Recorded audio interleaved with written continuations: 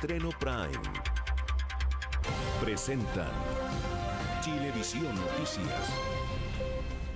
¿Cómo están? Muy buenas tardes, bienvenidas y bienvenidos a esta emisión de noticias cuando es la 1 de la tarde en punto de este día miércoles 13 de octubre, una jornada en extremo noticiosa. Vivi, en primer lugar, la aprobación de la presentación de la acusación constitucional contra el presidente Piñera, la formalización del exdirector de la Policía de Investigaciones, Héctor Espinosa, los coletazos del reportaje que emitió ayer nuestro canal en torno al candidato Sebastián Sichel, que además hablaría en algunos minutos. Sí, se está a la espera, eso de las 13 horas con 30 minutos, probablemente esté la posibilidad de escucharlo. Ya él emitió un comunicado donde acusa que esto tendría responsabilidad de la democracia cristiana. Recordemos entonces que ayer se dio a conocer este financiamiento irregular de su campaña a diputado, su campaña parlamentaria el año 2009.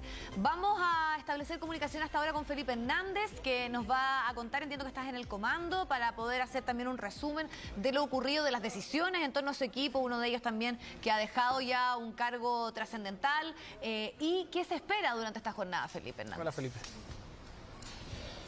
Hola, ¿qué tal? Humberto, Viviana, los saludo nuevamente para comentarles que, bueno, estamos aquí en el comando de Sebastián Sichel porque en tan solo 29 minutos se espera que se realice un punto de prensa, una vocería del mismo candidato para responder justamente a estas denuncias que fueron reflejadas y mostradas en el reportaje emitido anoche en el noticiero central de Chilevisión Noticias y CNN Chile y que se llevó adelante por parte de nuestro compañero Daniel Matamala y todo un equipo detrás que reflejó justamente estas imputaciones al candidato Sebastián Sichel, quien en el año 2009 disputaba un cupo para ser candidato, para ser diputado y bueno, finalmente el candidato hoy presidencial de Chile Podemos Más no logró entonces ser un parlamentario más en ese minuto, en esa elección. Sin embargo, los coletazos llegan hasta hoy debido a que se habrían reflejado pagos, más bien boletas irregularmente falsas que se habían realizado para poder financiar entonces esta candidatura del año 2009 como candidato a diputado por las comunas de Peñalolén y también de La Reina por parte de, en ese entonces, Sebastián Iglesias, hoy Sebastián Sichel. Pero de todas maneras hemos tenido la posibilidad de poder conversar y de obtener reacciones a esta emisión de este reportaje que reflejó justamente estos antecedentes que no habrían sido revelados, todo esto en el marco de, por ejemplo, de las investigaciones por las platas políticas que se llevó adelante por parte del Ministerio Público durante ya largos años. Revisemos justamente las declaraciones que entregó en primer lugar la vocera del comando de Sebastián Sichel, Catherine Martorell, y también una declaración que entregaron los jóvenes por Sichel, así se denomina este grupo, y quienes vamos a pasar a escuchar a continuación esas declaraciones. Las dio en su comunicado. Entrega la responsabilidad directamente a la DC. La responsabilidad a la DC. El candidato, bueno, tal cual como se dijo. Aquí la democracia cristiana ha hecho una operación y espero que respondan también porque los chilenos se merecen saber cómo ellos hacían sus aportes en las campañas. Hay que ver el contexto de los tiempos. En esos tiempos el financiamiento ilógicamente, irresponsablemente, era de esa forma que hoy día no es tolerable. Yo hoy día confío en Sebastián Sichel, es mi candidato completamente, confío en él como persona, en su integridad, es el liderazgo que necesitamos y que dé gobernabilidad a nuestro país y confío plenamente en él.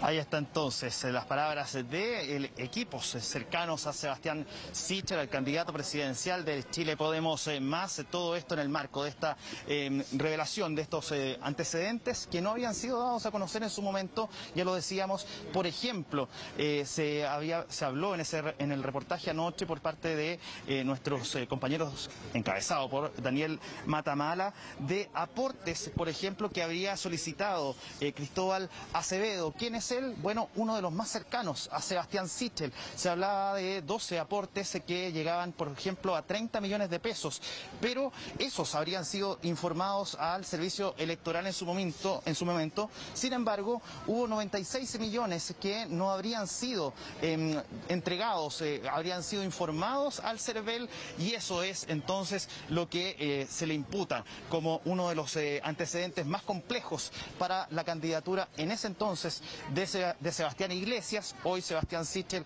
en el año 2009 cuando buscaba ser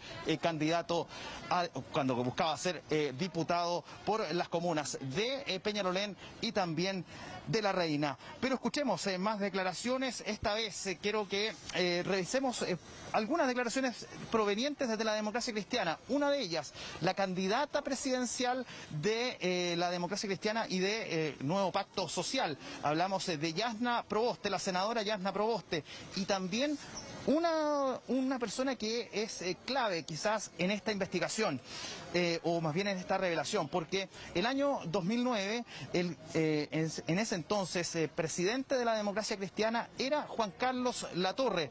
Tuvimos la posibilidad de conversar con él, nuestro compañero Ivo Goich tuvo la posibilidad entonces de ir a buscar esa declaración y es lo que les vamos a pasar a mostrar a continuación. ¿Cuál es la opinión desde la Democracia Cristiana de estas revelaciones que entregó justamente el reportaje de Chilevisión Noticias y CNN Chile en la jornada de noche? Revisemos. Lo que ha demostrado una vez más el candidato Sebastián Sichel es que su historia que él cuenta es muy distinta a la realidad. Creo que hoy día tenemos que ser capaces de castigar severamente el financiamiento ilegal a la política. O esto siempre de echarle la culpa a los demás, cuando finalmente las boletas ideológicamente falsas que se mostraron el día de ayer en el reportaje es una responsabilidad directa de él. Tanto es así que su encargado del comando en el día de hoy ha renunciado, una vez más porque lo pillaron. El señor Sichel no puede desviar la atención respecto del punto. El punto es que él dice que no conocía esa rendición de cuentas y que eso es responsabilidad del partido que él tenía en esa época, la Democracia Cristiana. Eso es absolutamente falso. Él responde por cada ítem de su rendición de cuentas. De hecho, ¿qué otra razón existe para que uno de sus coordinadores de campaña hoy día renuncie? Y nosotros, como directiva del Partido Democrático Cristiano en aquella época, no vamos a permitir que el señor Sichel intente zafarse de algo que le cabe a él como responsabilidad, intentando que sean otros los que respondan por ese hecho. Si él quiere, lo podemos aclarar incluso en un tribunal. Felipe, probablemente ese sea uno de los temas que se le va a preguntar, esta responsabilidad que se le endosa a la Democracia Cristiana de esto que él denominó como una operación política, pero que tenía un efecto claro, ¿no? Que es la renuncia de Cristóbal Acerveo, que es parte de su equipo más cercano, coordinador de la campaña. Pero quería preguntarte por el ambiente, por quiénes han llegado, si tú nos puedes detallar un poco si es que también hay algún trascendido, si es que ha habido alguna comunicación del equipo de Sebastián Sichel de qué podría ser eventualmente lo que él pueda dar a conocer en este punto de prensa. A ver, de inmediato te voy a responder esa pregunta, Viviana, porque para que Marcelo Villagrán nos pueda mostrar un poco lo que se está viviendo a esta hora y que es la preparación justamente para este punto de prensa. Y comentarles también, aprovechando, aquí en el comando se encuentra, por ejemplo, Juan José Santa Cruz, uno de los colaboradores más cercanos de Sebastián Sichel, también Pedro Brown, ambos cabezas del comando desde un principio y que, bueno, en un minuto ellos salieron del comando, volvieron a los minutos, pero en esa salida tuvimos la posibilidad de conversar con Juan José Santa Cruz, muy a la pasada, por cierto, en esa trifulca que se nos dio en algún minuto entre bueno, medios de comunicación y las personas que querían y los miembros del comando que querían salir. Le preguntamos directamente en qué estado quedó la campaña de Sebastián Sichel hasta ahora con estas nuevas revelaciones de él que empañan justamente la candidatura del candidato. Juan José Santa Cruz respondió y dijo: esto no se modifica, la candidatura sigue en pie más que nunca. Esa fue la respuesta literal de Juan José Santa Cruz, que entre otras cosas mantiene justamente la fe intacta de que la candidatura va a seguir adelante, sea como sea. Mientras tanto, a ver si Marcelo me puede mostrar un poquito arriba en los ventanales se ven algunos miembros del comando que están, de repente se asoman de repente se esconden, pero están todos ahí con sus mascarillas amarillas, todo esto en el marco de, a la espera de lo que va a ser este punto de prensa del candidato Sebastián Sichel. Sí, Dime, Felipe, no, es que es bien trascendental lo que tú nos estás diciendo, entonces está absolutamente, por lo menos confirmado por parte de su equipo más cercano, que en ningún caso en este punto de prensa estaría la intención, porque además también esto generaría una situación bien compleja desde el punto de vista electoral, de bajar su candidatura. O sea, eso está totalmente descartado, según lo que te acaban de confirmar también su equipo más cercano.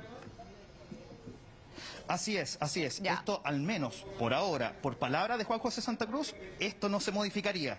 ¿Qué pueda pasar después? Bueno, eso es algo que lo va a saber solo el tiempo, pero lamentablemente estas nuevas revelaciones solo hacen empañar justamente la candidatura del candidato oficialista y de Chile Podemos Más. Por lo tanto, ¿qué vaya a pasar con la candidatura de Sebastián Sichel? Al menos por ahora nos dicen que todo sigue en pie. ¿Qué pueda pasar en las próximas horas? La verdad, eso nadie lo sabe.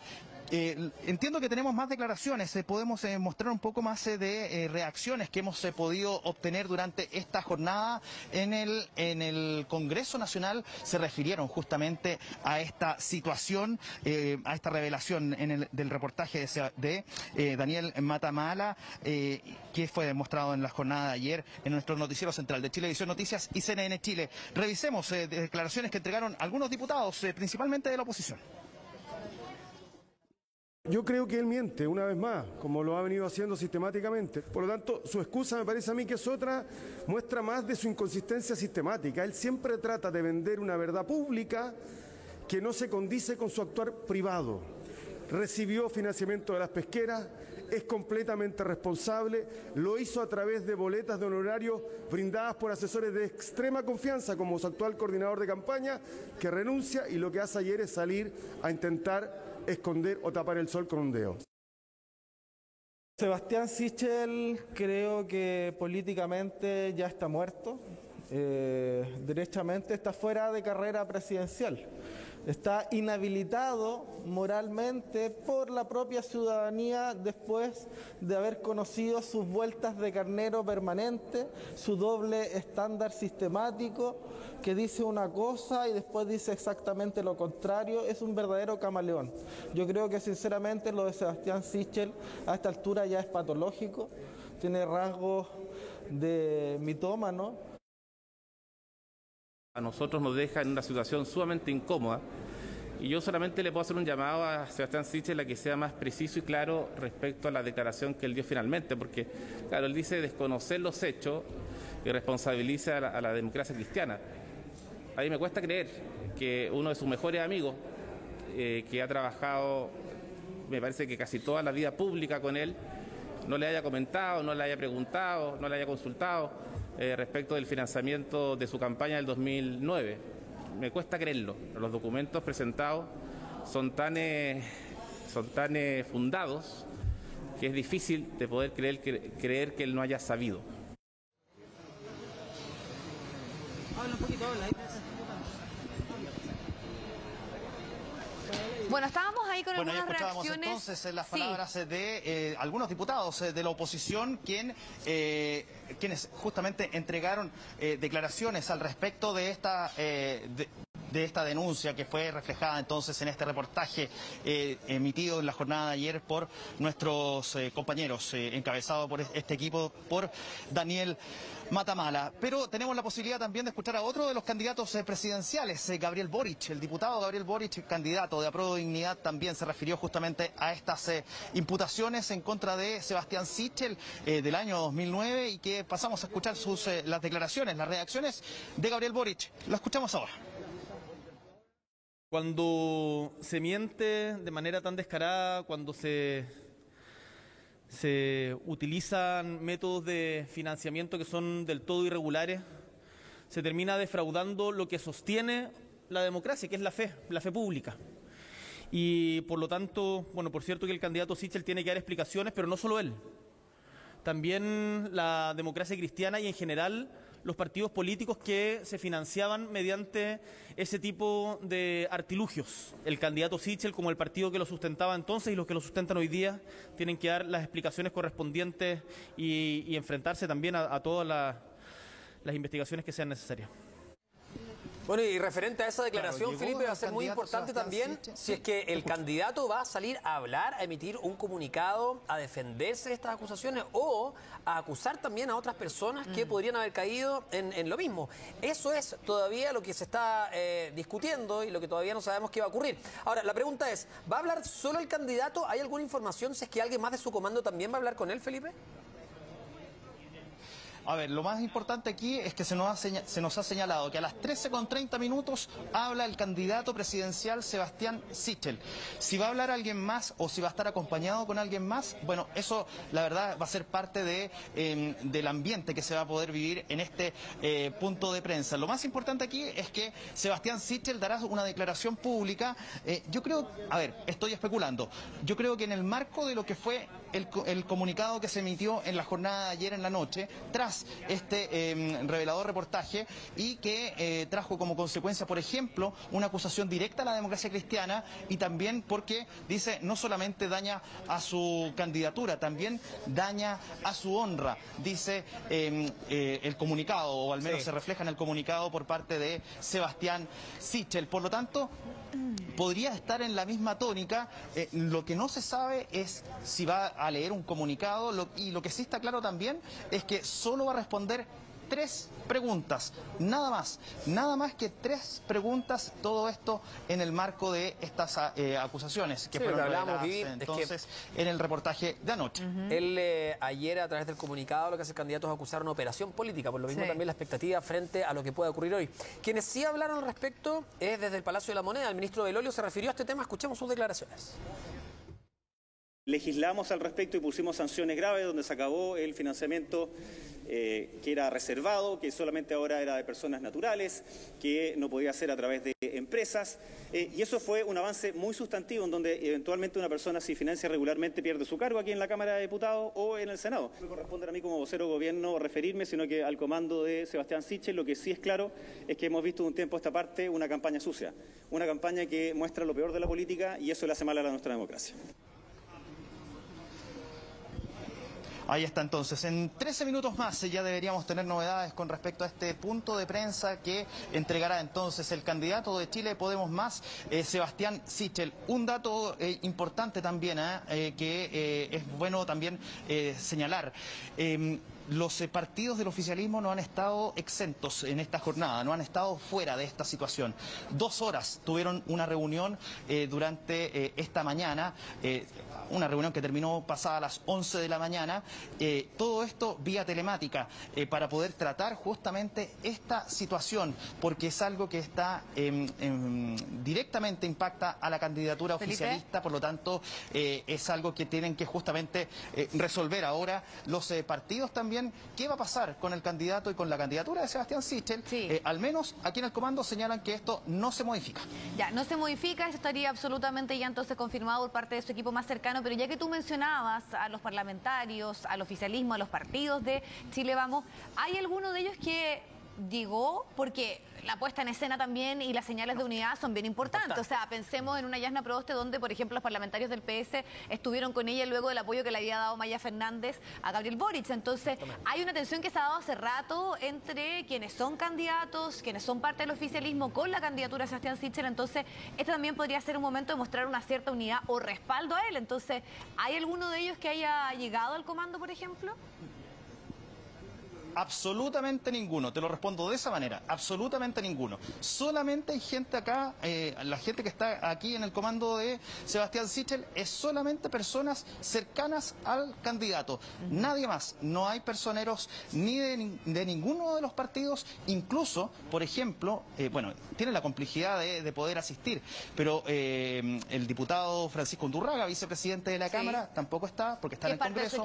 Isabel Pla, que es otra de las voceras, tampoco. Por lo tanto, acá al menos están solamente las caras visibles del comando que han estado desde el primer día. Aquí, tras, por cierto, las primarias que se realizaron hace unos meses. Por lo tanto, acá, personeros de los partidos, ninguno.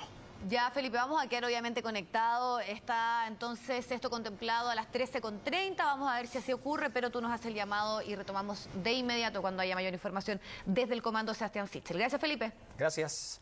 Así es, vamos a interrumpir cuando sea ese momento. Es la 1 de la tarde con 19 minutos. Pero a propósito de Congreso, los diputados de la oposición ingresaron hoy una acusación constitucional contra el presidente Sebastián Piñera.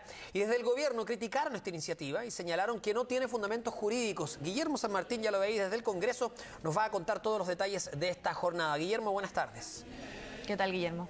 Hola Humberto, Viviana, ¿cómo están? Muy buenas tardes. Partir señalando de lo que estaban conversando previamente. Fíjense que a esta hora en el Senado, en el Comité de Renovación Nacional, están reunidos los senadores y también los representantes parlamentarios de Evópolis para ver y estar muy atentos a cuáles van a ser las declaraciones de Sebastián Sichel y posteriormente entregar alguna declaración en torno a lo que determine el candidato. Eso también está ocurriendo de forma paralela a lo que ustedes comentan también, que es lo que fue ya oficializado durante la presente jornada, que es la presentación de la acusación constitucional contra el presidente de la República, Sebastián Piñera. Estaba en duda, se pedía presentarse durante la presente jornada por los plazos. Finalmente se concretó, ya a primera hora del día de hoy llegó el libelo acusatorio contemplando los dos capítulos que ya se habían anunciado por parte de la oposición, uno en la línea de infringir la probidad, otro en el sentido de no respetar el honor de la patria, aspectos que ya han quedado consagrados en esta acusación constitucional que fue firmada por 15 parlamentarios y posterior a la presentación entonces se dio cuenta en la sala, como es el procedimiento habitual,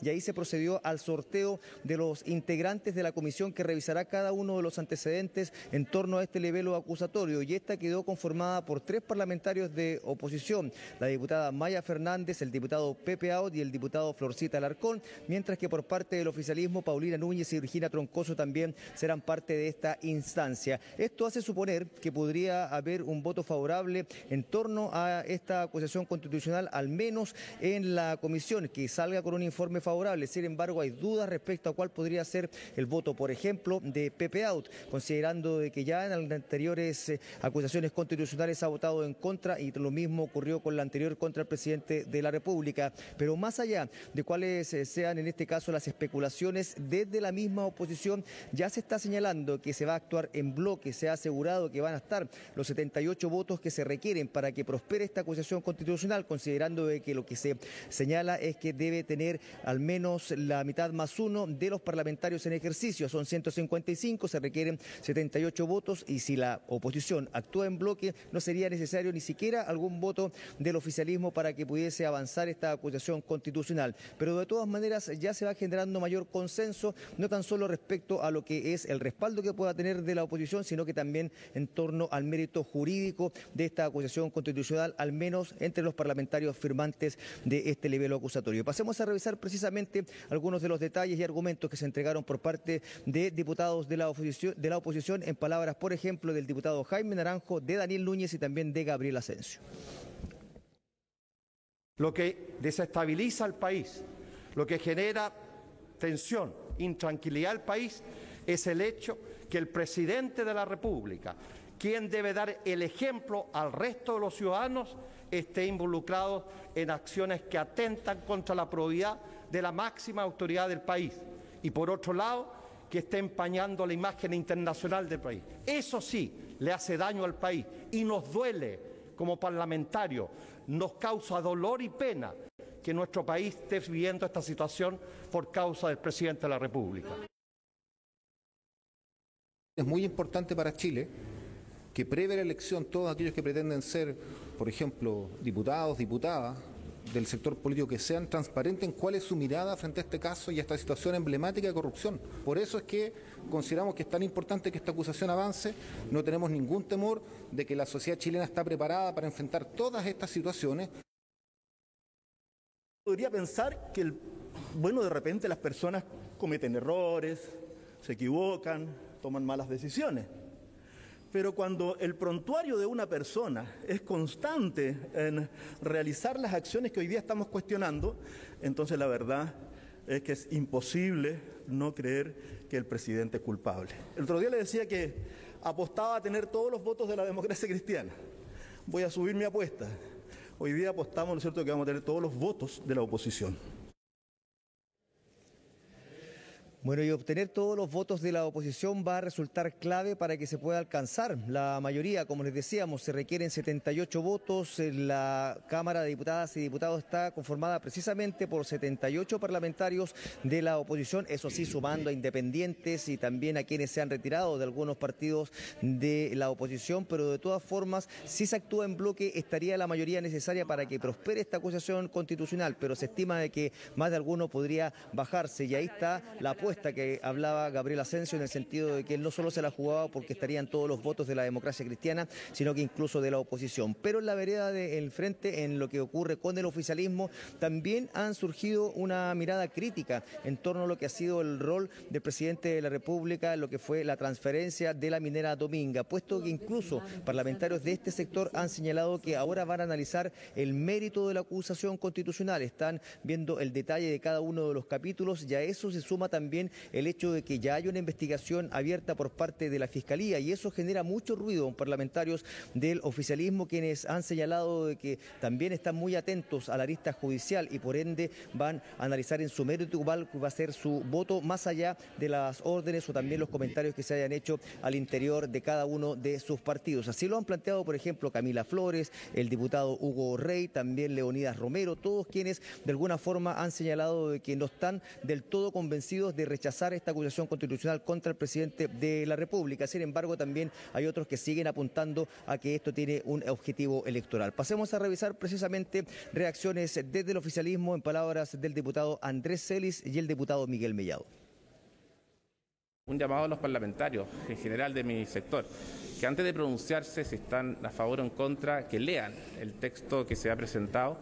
Me parece que es el mínimo de rigor como para poder finalmente pronunciarse si uno está a favor o en contra, fundado en que puedan existir antecedentes de este periodo presidencial. Si los antecedentes del 2010-2011 fuesen los mismos que se hubiesen generado en este periodo presidencial, sin duda que yo votaría a favor, pero por lo mismo tengo que ver, estoy en duda porque quiero saber si son hechos de este periodo presidencial. Ese es el gran punto para despejar.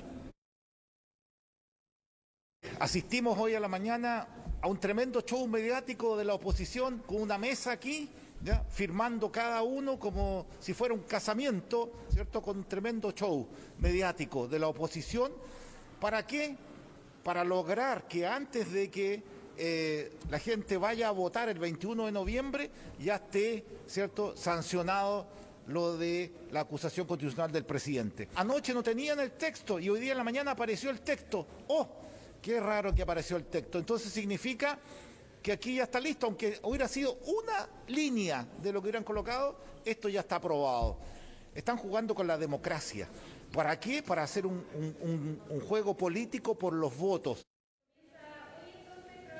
Una visión similar fue la que expresaron los propios ministros presentes acá en la Cámara de Diputadas y Diputados durante la presente jornada. Por una parte, insistiendo en que lo que se busca por parte de la oposición son objetivos electorales, pero además agregando de que hay aspectos que ya se conocían de lo que fue la compraventa de Minera Dominga y que la justicia ya tuvo a mano y que no hay antecedentes distintos que ameriten incluso que la Fiscalía abra una investigación. Ya a eso se suma también que a su juicio el libelo acusatorio presentado durante la presente jornada no tendría mérito jurídico alguno, sino que más bien un simple cobro por parte de la oposición en términos políticos, que se le está tratando de pasar la cuenta al Ejecutivo respecto al escenario actual que se está viviendo, pero por sobre todo además señalando de que es muy poco probable que pueda prosperar una acusación constitucional bajo estas características, pues ellos señalan que al no tener mérito jurídico no debiera ni siquiera prosperar si se invoca la cuestión previa por parte de la defensa del presidente de la República. Pasemos a revisar precisamente también cuáles fueron las reacciones por parte de los ministros presentes acá en el Congreso Nacional, en palabras del ministro secretario general de la Presidencia, Juan José Ossa, y el vocero de gobierno, Jaime Belolio. Vimos asesores corriendo literalmente, prácticamente papeles volando para poder llegar en este momento. ¿Y por qué este momento? Porque si se presentaba hoy antes de las 9:30, se espera que se vote la acusación constitucional en la sala de la Cámara antes de las elecciones presidenciales. ¿Qué más sintomático que este apuro? Los asesores pidieron revisar la versión de esta acusación porque estaba incompleta. Este es un fin puramente electoral, es el abuso de una herramienta como es la acusación constitucional, y la verdad que no habíamos visto en la historia de Chile una premura, una falta de seriedad a la hora de estudiar antecedentes para una acusación constitucional. ¿Por qué quieren presentarla? Para afectar las elecciones legítimas que vienen ahora. Y más aún, quieren quitarle a los chilenos la posibilidad de hacer un traspaso de mando democrático y republicano como ha ocurrido después de vuelta a la democracia. El artículo 52, número 2, letra A, que es la que funda esta acusación, dice que tienen que ser juzgados por hechos de su administración. Esa administración donde ocurren los hechos terminó en el año 2014. Sin embargo, eso no les importa, porque no les importa la verdad ni el fundamento jurídico, sino que simplemente les importa que sea político. Los presidentes son electos por soberanía popular y duran 4 años, no cuando una mayoría de parlamentarios de ultraizquierda deciden cambiarlo. Bueno, de hecho, los propios ministros insistieron en que aquí también existe una inestabilidad que se genera de forma directa a la institución de la Presidencia de la República, y a eso se suman también otros aspectos que apuntan a lo que es la inestabilidad económica, también lo que significa las dudas sobre la inversión extranjera en nuestro país, y estos análisis se han hecho directamente, por ejemplo, por parte del ministro de Economía, Lucas Palacios, cuyas palabras también revisamos a continuación. Esto no se trata de una acusación contra un presidente, contra el presidente Sebastián Piñera. Tenemos que preguntarnos cómo en Chile estamos dando curso a una acusación constitucional y una eventual destitución de un presidente sin ningún estudio previo. Quieren manchar su presidencia con esta acusación que no tiene ningún sentido, porque quien tiene que investigar son los organismos competentes, no son ni los periodistas ni los parlamentarios. Cuando uno ve la política con tan corto plazo como se está viendo hoy en día, efectivamente estamos frente a puros gustitos o puros motivos políticos. Cualquier decisión apresurada, atarantada, como la que estamos viendo, una acusación constitucional sin una investigación pertinente por los organismos que corresponden, me parece no solamente apresurada, sino que contraproducente e inmoral. Bueno, más allá de las desacreditaciones de esta acusación constitucional contra el presidente de la República por parte de los ministros de Estado, sin lugar a dudas, esto ya está en curso. ¿Qué es lo que va a ocurrir? A las 16 horas está contemplado que se constituya la comisión revisora y de ahí ya comienza a correr el plazo para la notificación del presidente de la República. Hay un plazo de 3 días y posterior a ello el presidente incluso debe tener un plazo máximo de 10 días para hacer su defensa, ya sea de forma presencial o a través de un tercero, y desde ya el momento de presentarse la acusación constitucional, el presidente tiene prohibición de salir del país, es decir, solo lo podría hacer en caso que tenga el respaldo del Congreso Nacional. Por ende, cualquier salida del país, él tendría que solicitar un permiso y este ser aprobado por la sala de ambas cámaras y de ahí recién continuar con su viaje. Por eso ya se ha adelantado por parte, por ejemplo, del vocero de gobierno, que esto va a alterar la agenda del presidente de la República de los próximos días. Humberto, Viviana. Sí, Guillermo, recordemos que esta instancia tiene 10 días para esperar que el mandatario envíe su defensa, puede llegar escrita o personalmente a través de sus abogados, y después otros 6 días para resolver y emitir un informe a la Cámara que de todas maneras no es vinculante, recomendando aprobar o rechazar esta acusación. Vamos a estar pendientes de aquello. Muchas gracias, Guillermo, que estés bien. Vamos a retomar hasta ahora la comunicación con Felipe Hernández, que está en el comando de Sebastián Sichel. Recordemos que a las 13:30 está comprometido un punto con la prensa, esto como reacción a lo ocurrido en el reportaje que emitió nuestro canal y que daba cuenta de un financiamiento irregular de su campaña durante el año 2009, financiamiento por parte de empresas pesqueras, esto con boletas irregulares, que eran boletas dentro de lo que no estaba en la contabilidad y dentro de lo que establece el CERVEL como la normativa para poder rendir los gastos de campaña. Como ya sabemos, eso tuvo un efecto claro, que fue la renuncia de quien es parte de la coordinación, y estamos también ahí con Felipe para que nos cuente que hasta el momento, por lo menos desde el comando, se le había confirmado que en ningún caso estaba la intencionalidad de poner o de bajar su candidatura, pero también es importante ver que efectivamente es lo que responde de forma presencial ya, sumado a este comunicado que dio durante la jornada de ayer, donde principalmente lo que dice es que esto se trataría de una operación política. En el último párrafo, por ejemplo, dice una operación que no me sorprende, dice, cuando hay un sector que valida la violencia para cumplir su objetivo, dice, mis adversarios no toleran que haya pertenecido a sus filas en el pasado y que pueda mantener convicciones y denunciar la forma en que engañan a la gente. O sea, también fue un comunicado bien duro, cuestionando sobre todo a la democracia cristiana Cristiana. Así que vamos a ver efectivamente qué es lo que ocurre en el día de hoy, en instantes, Felipe, ¿no? Así que tú nos cuentas qué es lo que está ocurriendo y si ya hay alguna confirmación, si está pronto a aparecer Sebastián Sichel para poder encontrarse y hacer este punto de prensa. 4 minutos de retraso tiene al menos de la hora establecida como el horario de las 13:30 para que se realizara entonces este punto de prensa. El candidato Sebastián Sichel llegó aquí hasta el comando, ubicado en calle El Bosque, a esa de las 13 horas, poquito pasado, unos minutos pasados de las 13 horas, en un auto blanco, él sentado como copiloto ahí al interior del vehículo, y a la espera de que se bajara de este vehículo estaban en la puerta del comando Juan José Santa Cruz, estaba también Pedro Brown y varios integrantes de este comando. Entiendo que debería haber movimiento. ¿Hay movimiento ahora? Sí, ya ahí viene la encargada de comunicaciones de la candidatura de Sebastián Sichel. No, todavía no hay mucho movimiento todavía para que tengamos novedades sobre el inicio de este punto de prensa que tendría entonces como protagonista al candidato presidencial de Chile Podemos Más, Sebastián Sichel, en el que debería entonces entregar una declaración de similares características a lo que fue emitido en el comunicado en la jornada de ayer, donde, entre otras cosas, acusa esta operación política proveniente desde la democracia cristiana y que enloda no solamente su candidatura, o que busca enlodar no solamente su candidatura, también su honra, como señaló en alguno de los párrafos de este comunicado. ¿Entiendo que hay alguna pregunta?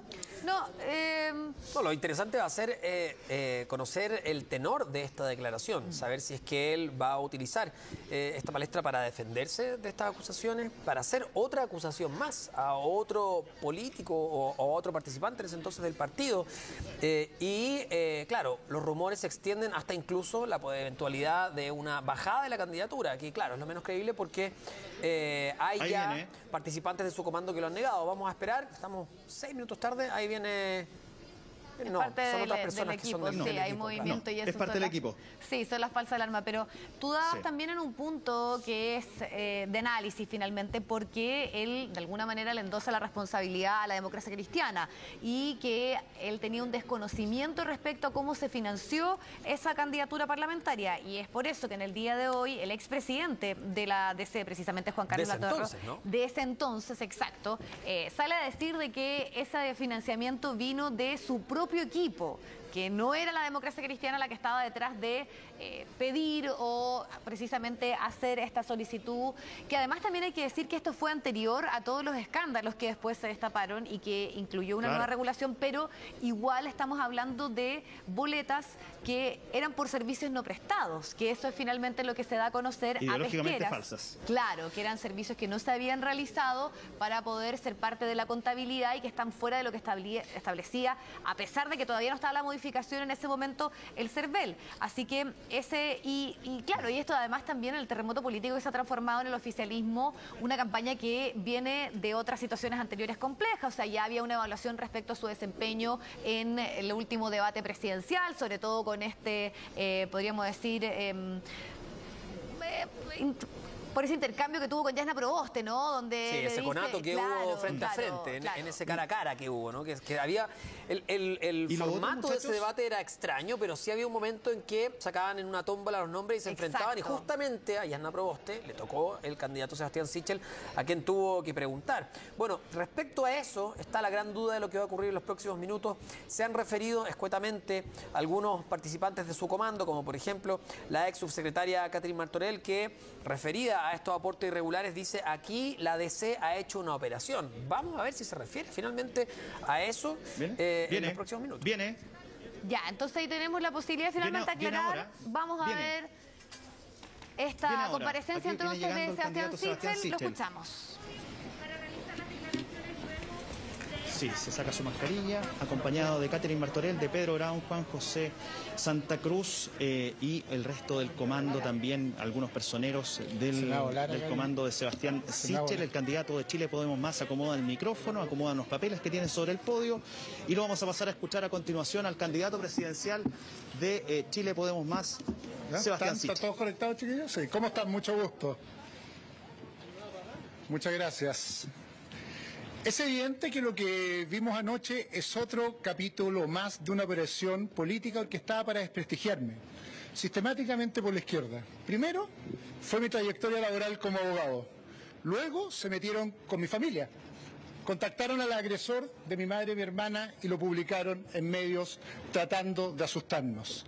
Después, pretender vincularme a financiamiento irregular de la política.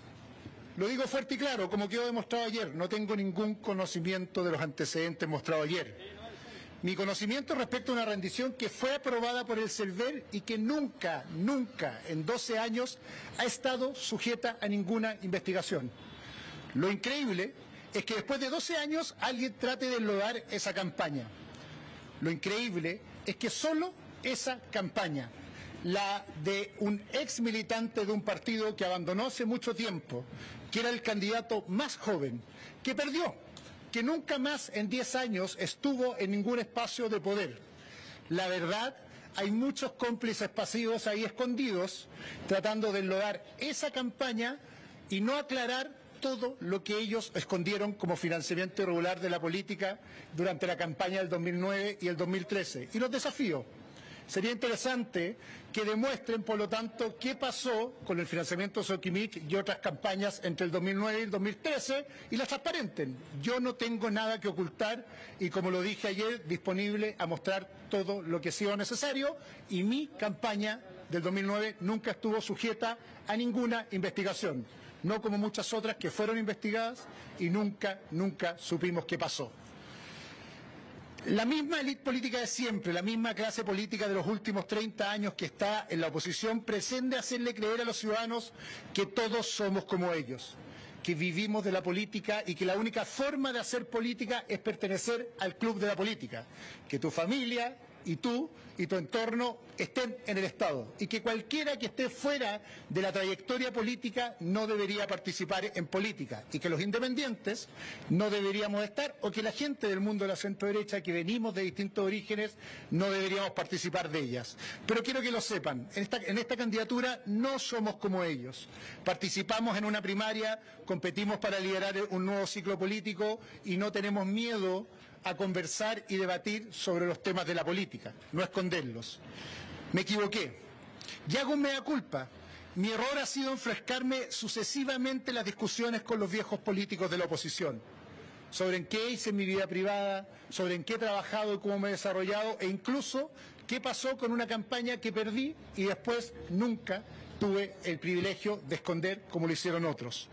La verdad, se han ido acostumbrando a hacer una política que se transforma siempre en agresión, odio y rabia. Me he perdido en un debate sin sentido y descuidé lo que me trajo hasta acá: mi vínculo con las personas, mi capacidad de entender el país en que vivo, mi propuesta por un futuro mejor para los ciudadanos. Caer en la vieja política que lo que hace es apuntar con el dedo al resto porque es incapaz de resolver sus propios culpas y pecados. Quedan 39 días para la elección y estoy muy orgulloso de ser el candidato de Chile Podemos Más. Todos los que estamos aquí y los miles de voluntarios, candidatos y dirigentes a lo largo del país trabajaremos duro para convencer a las personas, volver a hablar de lo importante y volver a lo que debería estar en el centro del debate: las urgencias de los chilenos y la necesidad de avanzar hacia adelante. Y seguir avanzando en separar, pero transparentar el financiamiento de la política, pero lo más importante, volver a conversar sobre lo que es relevante, qué le pasa a los chilenos cotidianamente y no lo que pasó en Chile hacia atrás.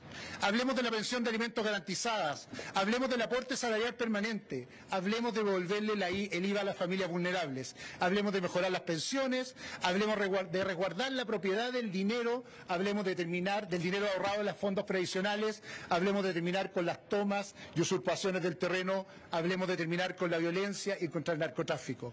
La verdad, sigo con más fuerza que nunca pensando en que se puede. Quiero decir una cosa al final. La izquierda, ni esta forma constante de atacar a los que estamos acá, nunca nos va a asustar. No son superiores moralmente, al contrario, viven y necesitan el poder desesperadamente y por lo tanto tienden a hacer lo mismo. Siempre tratan de atacar y ensuciar al que está al frente para competir. Yo lo que quiero decirles es que no nos van a amedrentar, ni les tenemos miedo, todo lo contrario. Estamos muy orgullosos de ser una candidatura independiente con apoyo de los partidos y que no le tiene miedo a dar la cara cada vez que sea necesario. No tenemos nada que ocultar, al contrario, nos sigue impactando que siempre se investigue a un candidato y no simplemente haya transparencia en la información que entregan ellos. Estamos orgullosos de seguir demostrando siempre que se puede hacer una política distinta y que no nos da miedo enfrentar a aquellos que están desesperados por mantenerse en el poder. ¿Y se puede? Claro que se puede. Entonces, las palabras de Sebastián Sichel, que ahora está a la espera entonces de que se realicen las preguntas con respecto a las denuncias entregadas en el reportaje de nuestro compañero Daniel Matamala y que fue expuesto en el noticiero central de Chilevisión. Que su campaña del año 2009 no fue financiada de forma irregular, ¿sí o no? ¿Lo puede asegurar? Esa campaña del año 2009, hace 12 años, como lo demostré en el reportaje, yo no tenía conocimiento de los hechos ocurridos. El coordinador de campaña ayer dio un paso al lado y él tiene que aclarar y va a tomar las acciones legales correspondientes como lo señaló. Candidato, pero esas... No, lo pusimos en orden técnico, Silvia. Sí. Dale, perdón. Candidato, ¿eso significa entonces que su amigo Cristóbal Acevedo le mintió? Él estaba al tanto de esta información, él se va porque él es responsable de lo que ocurrió en su campaña anterior. Lo que dije abiertamente, no tenía conocimiento hasta la investigación realizada ayer. Tengo razonables razones para entender que esa investigación salió de alguna fuente que no conocemos y que por lo tanto, como dijo el coordinador de campaña, quien dio un paso al lado, él va a defender todo lo necesario respecto a entender que a esa investigación le faltan antecedentes para demostrar que no ocurrió nada irregular. Preguntan por la situación de los últimos días, las polémicas por el cuarto retiro, por lo que está pasando por lo que pasó en los debates y por estos detalles que se revelaron en el reportaje de Daniel Matamala en la jornada de anoche. Le preguntan directamente si es que va a confirmar su candidatura. Estamos orgullosos de estar dando esta batalla. Una de las cosas más lindas que me ha dado a mí la vida es saber que siempre hay que luchar para salir adelante. Hay algunos que nacieron en montañas de privilegio y entienden que la política es solo la coronación de su historia de privilegios, o más bien es casi un derecho de nacimiento. O otros que llevan 30 años desempeñándose en la política creen que es un derecho que tienen que defender a muerte, tener pega y tener un pituto para seguir en política. Para los que estamos acá no es eso.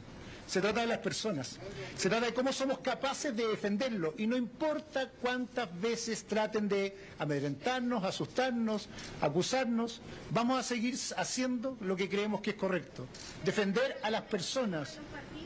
Todo el respaldo, tuvimos una reunión muy buena en la mañana, tuvimos una gran conversación, estamos súper conscientes de lo que está haciendo la izquierda chilena, en general siempre, que es tratando de instalarse con una superioridad moral increíble, lo vi en el debate. A cualquier diferencia se transformaba en una mentira. Es mentira lo que dice otro. No es mentira. Tenemos diferencias de cómo vemos el país, de cómo vemos la política, de cómo condenamos la violencia, de cómo nos oponemos al régimen de Maduro, de cómo tratamos la inmigración. Aquellos que hacen de la política una especie de moral superior no entienden algo tan importante para los que pertenecemos al mundo liberal, de centro derecha, conservador. Creemos que la política se trata de hacer bien las cosas para los ciudadanos y no de sentirse superiores y por lo tanto es una campaña que obviamente siempre estuvimos preparados para que iba a sufrir los peores ataques y van a venir más, pero vamos a seguir haciendo lo mismo. Candidato, ¿esto es algo orquestado por parte de la democracia cristiana? Candidato. Bueno, va a tomar la palabra ahora Juan José Santa Cruz, uno de los personeros más cercanos a Sebastián Sichel aquí en el comando. Escuchemos un poco las palabras que señala Juan José Santa Cruz. Voy a dejar que Sí, pase pasa un carro de bomberos por fuera y está esperando entonces que pase ese primero ambiente. quiero ser súper claro en el problema que venimos enfrentando. Esta es una operación política orquestada y planificada y con conocimiento de parte de la izquierda y de la democracia cristiana. Les quiero aclarar lo siguiente. En esa época había financiamiento de la empresa. Yo les quiero decir, con conocimiento de causa, ninguna empresa se acercaba a la democracia cristiana a donar plata. Era la democracia cristiana la que iba a ver a las empresas para pedirle plata.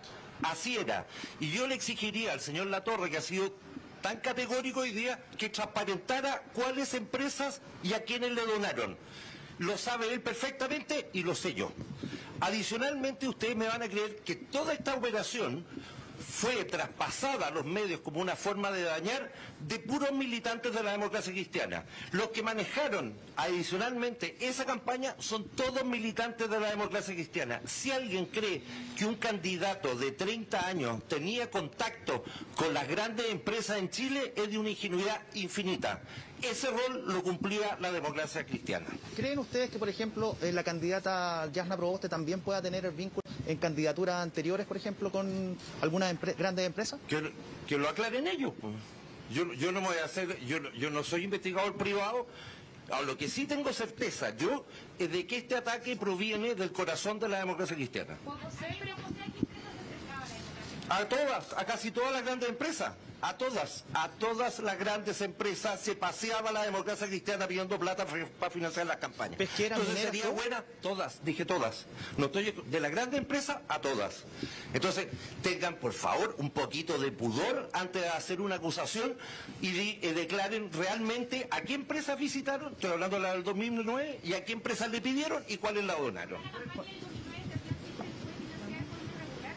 No, yo no he dicho que haya sido financiado en forma regular, porque además le voy a decir una cosa. Yo no conozco campañas donde los candidatos estén involucrados en la parte financiera o en el financiamiento de una campaña. Y les reitero que un candidato de 30 años tenía vínculos, él, con grandes empresas, por favor, me resisto. Pero la campaña... Son todos demócratas cristianos, eran todas personas del partido.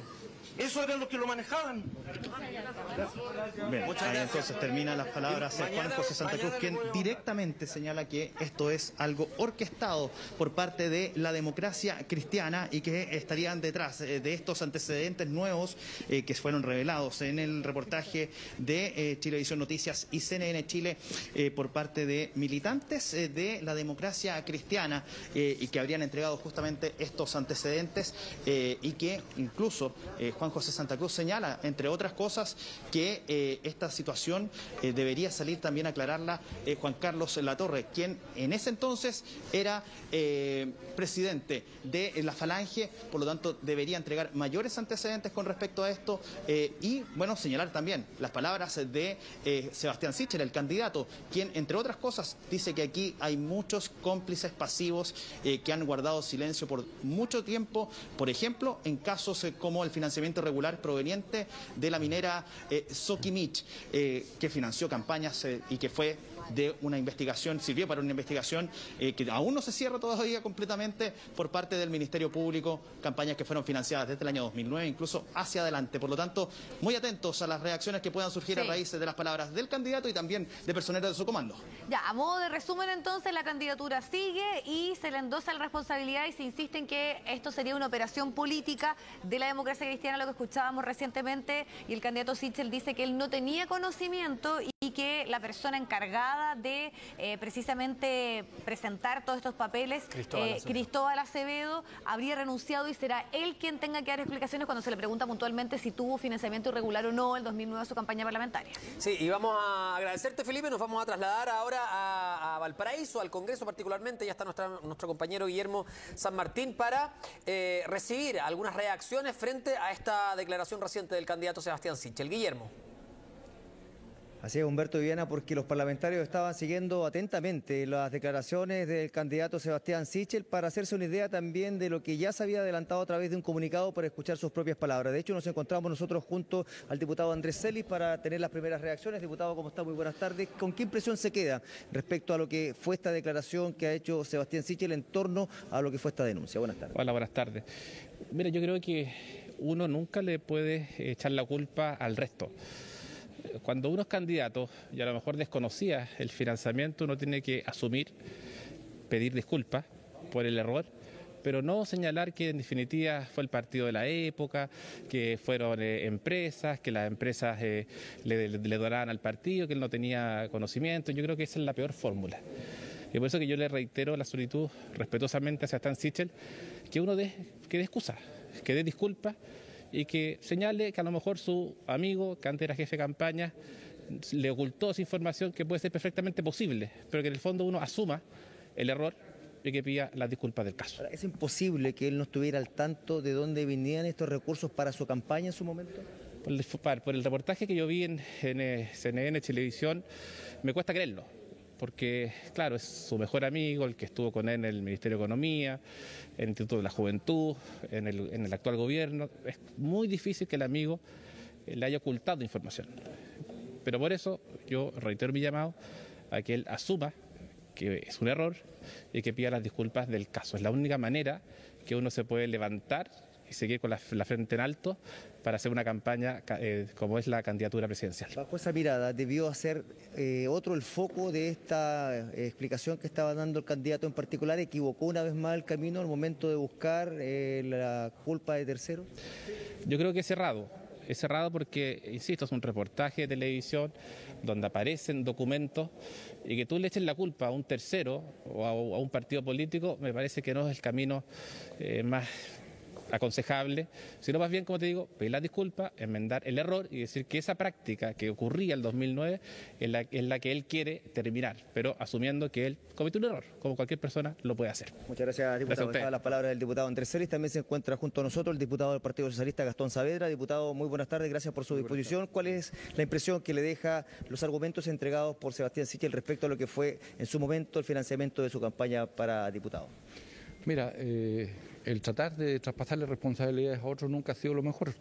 Creo que hay que asumir los errores que se cometen en el tiempo en que ocurrieron y, por lo tanto, si eso merece que se investigue y se sancione, está en lo correcto. Ahora, él, por prudencia y por sanidad de la democracia, debiera dar un paso al costado. Yo creo que Goldborn, por un poco menos, en tiempo pasado también tuvo una situación compleja y desistió de su candidatura. Creo que el tiempo ha llegado para Sebastián, sí, y para dar ese paso al costado. Creo que no le hace bien a la democracia, no le hace bien a su candidatura, no le hace bien a su sector político y a la política en sí y a la democracia, porque la degrada con este tipo de situaciones una tras otra, el 10%, ahora el financiamiento de sus campañas, que no fue lobista, en fin, creo que una persona así no puede acometer el desafío de intentar ser presidente de la República. Como parlamentario es imposible no conocer de dónde vienen los financiamientos para las campañas que se desarrollan habitualmente.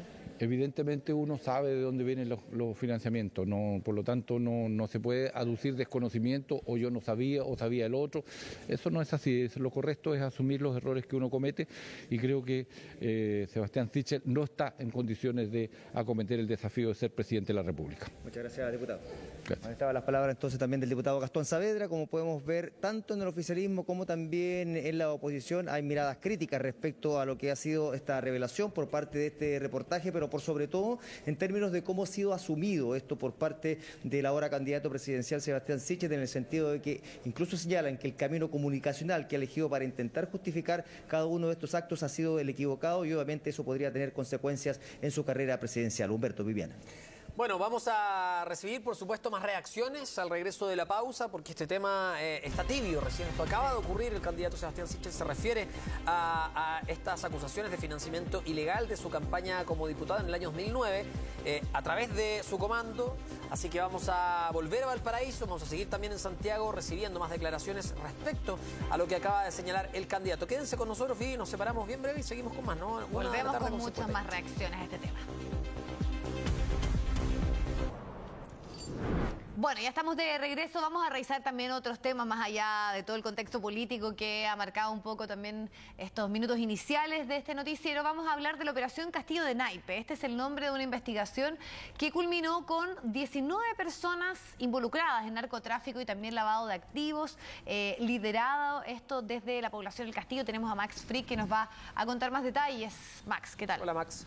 Hola, ¿cómo están? Muy buenas tardes. Si se acuerdan estas organizaciones criminales, los Cavieres, los Cara de Jarro, los Cara de Pelota, bueno, eran los narcos típicos chilenos que se asentaban en una población y desde ahí distribuían toda la organización criminal. Nunca se cambiaron de barrio y cosecharon evidentemente gran cantidad de propiedades, vehículos de lujo, joyas, eran sujetos que se daban una vida de lujo. Bueno, así era esta organización criminal que tú muy bien dices, Vivi, operaba desde la población El Castillo en La Pintana, que hacía todo el círculo completo del narcotráfico. Ellos iban a Bolivia a buscar droga, la traían hasta la región metropolitana, donde la distribuían en distintos puntos del sector sur de la capital y también en la región de Valparaíso. Fue así como desde el año 2018 se inicia esta investigación Castillo de Naipes por parte de la Fiscalía Metropolitana Sur y también la Brigada Antinarcóticos de la PDI, que detecta esta organización criminal al interior de la población El Castillo. Ellos hacían todo el círculo, traían la droga, ellos mismos la vendían y posteriormente,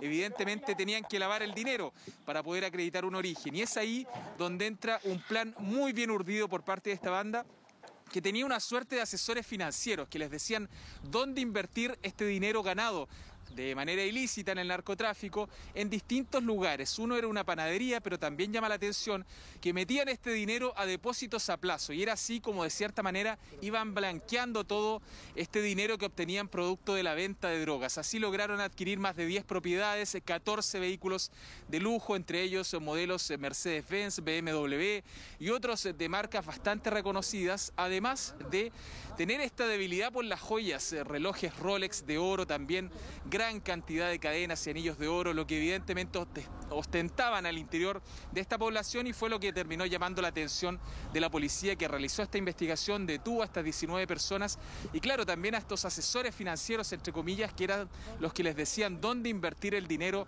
para así poder blanquearlo. Vamos a escuchar declaraciones de la propia Policía de Investigaciones que desbarata esta banda, estas 19 personas que fueron formalizadas y que están en prisión preventiva, arriesgando penas, algunos de ellos incluso de 15 años de cárcel. Escuchemos. Han sido detenidos en el proceso investigativo 21 personas, todas chilenas, las cuales tenían de diferentes roles de ejecución. Estamos dando cuenta que se ha desbaratado completamente la organización, desde su líder hasta las personas que se dedicaban a la distribución de la droga, creando empresas reales, en las cuales mantenían contratados a todos los integrantes de la organización y de esta forma los hacían sujetos de créditos para la banca tradicional, teniendo ciertos ingresos ficticios, los cuales les permitían acceder a créditos y de esta forma ir blanqueando todos los dineros adquiridos a través del tráfico de drogas. En este momento el avalúo primario que tenemos a esta fecha es superior a los 4.000 millones de pesos solo en la incautación de bienes muebles e inmuebles.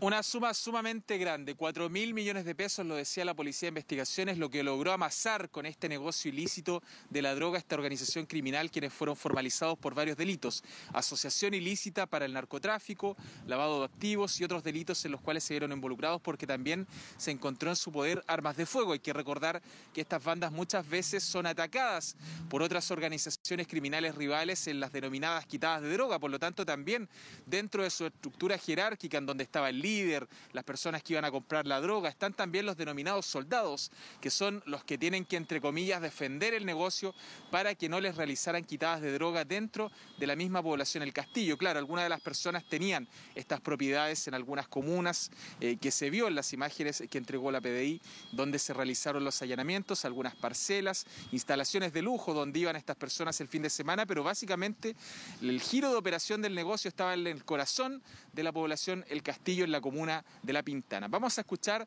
lo que dijo también la Fiscalía luego de la formalización de estos integrantes de esta agrupación criminal que probablemente van a pasar un largo tiempo tras las rejas.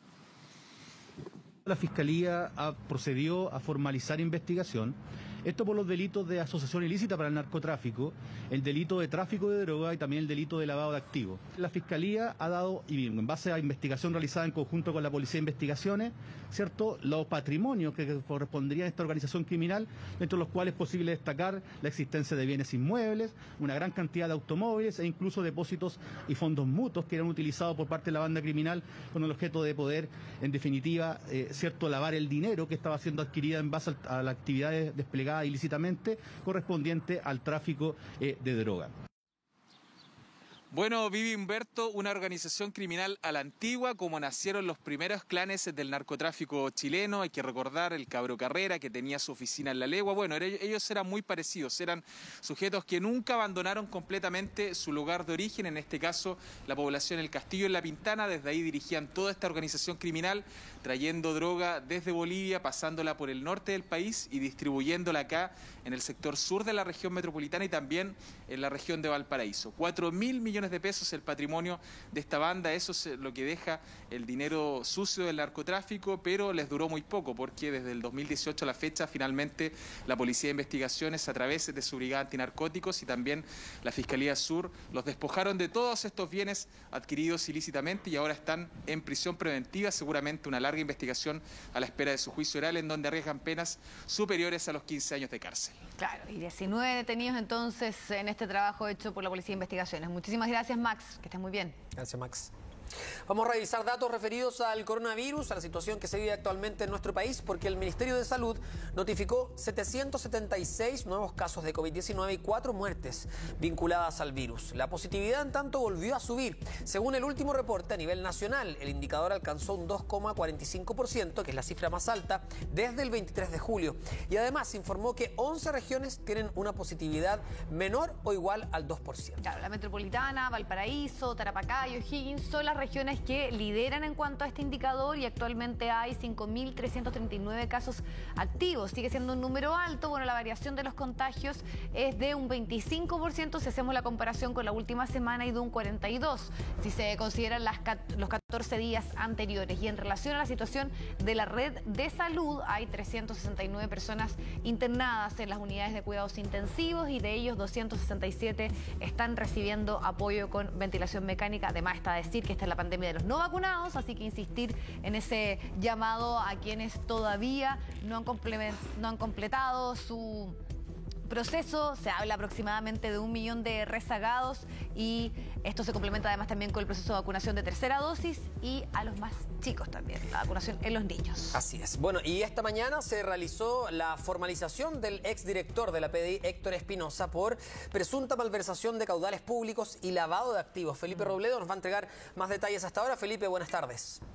Sí, ¿cómo están? Muy buenas tardes. Una formalización que partió temprano, a las 9 de la mañana, y que estuvo presente durante toda la mañana, donde fue la Fiscalía quien relató los hechos por los cuales se imputan entonces al exdirector de la PDI, Héctor Espinosa, a su esposa y a un cómplice que era un subalterno de la Policía de Investigaciones, entonces por 3 delitos: malversación de fondos públicos, falsificación de instrumento público y también el lavado de activos. Esto luego de que la Fiscalía intente acreditar, por supuesto, en esta investigación el mal uso, ¿no?, de cerca de 146 millones de pesos que vendrían de los gastos reservados que recibe la Policía de Investigaciones, que es dinero público aportado por los contribuyentes y que finalmente se habría utilizado, habría llegado hasta las cuentas personales de Héctor Espinosa y también de su esposa. Se relató parte del modus operandi que estas personas habrían tenido, el cual tendría que ver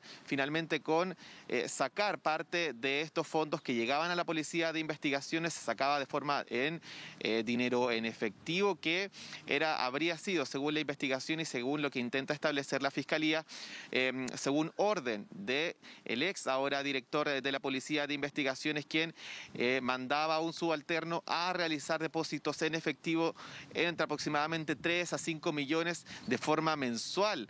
desde el mismo cuartel Borgoño, ¿no?, hasta distintos bancos que están muy cercanos en Santiago Centro, en el casco histórico, y es ahí finalmente cuando uno de los bancos, una de las secciones de alerta, genera, ¿no?, esta alerta, valga la redundancia, donde se da cuenta de esta situación de diversos depósitos en efectivos que no se condicen con el sueldo que podría ganar una persona que tiene la calidad de dependiente bajo un sueldo establecido, y es ahí donde se genera esta investigación que en el día de hoy finalmente se terminaron por formalizar estos cargos, estos 3 delitos en contra de estas 3 personas, principalmente el exdirector de la Policía de Investigaciones. Durante la mañana entonces el fiscal realizó diversas acusaciones, como se habrían dado los hechos y también el modus operandi por el cual están acusados estas personas. Revisemos parte de esas declaraciones.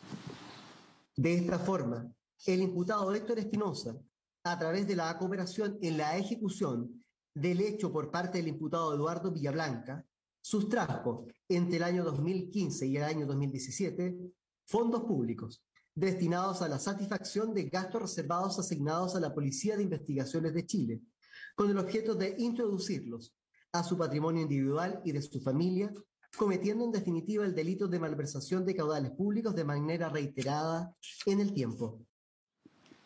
Claro, de manera reiterada, porque se establecieron aproximadamente 53 depósitos que habrían sido llegados, ¿no?, a las cuentas personales de Héctor Espinosa y también de su esposa durante los años 2015 y 2017. Durante todo ese periodo de casi de forma ininterrumpida durante los meses se llevaron a cabo estos depósitos en efectivo, que finalmente es lo que indica el fiscal. Se trató de hacer algunas artimañas para poder dar a conocer, dar alguna explicación de cómo finalmente estaban llegando estos fondos a sus cuentas personales sin ninguna justificación que tuviera que ver con algún trabajo que pudiera justificar, ¿no?, el ingreso de estos millonarios fondos a sus cuentas personales. Revisemos parte de los detalles del fiscal.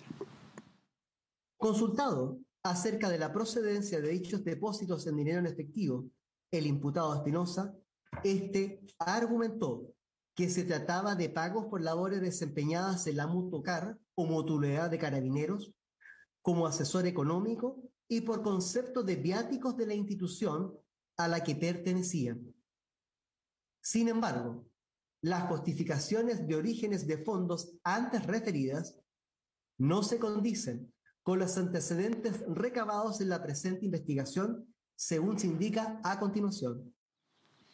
Claro, junto con eso también se estableció que había algunas compras de inmuebles, departamentos, estacionamientos que no habrían sido lo suficientemente respaldados finalmente por la esposa de Héctor Espinosa y que ascendían a cerca de más de 400 millones de pesos que no están justificados y que también están en la investigación de lavado de activos en este caso. También la defensa generó sus propios argumentos en contra de los hechos que fueron relatados por la Fiscalía, dando a entender que habían problemas de base en cuanto a la investigación y también a la determinación de la investigación de los fiscales por parte del propio fiscal nacional.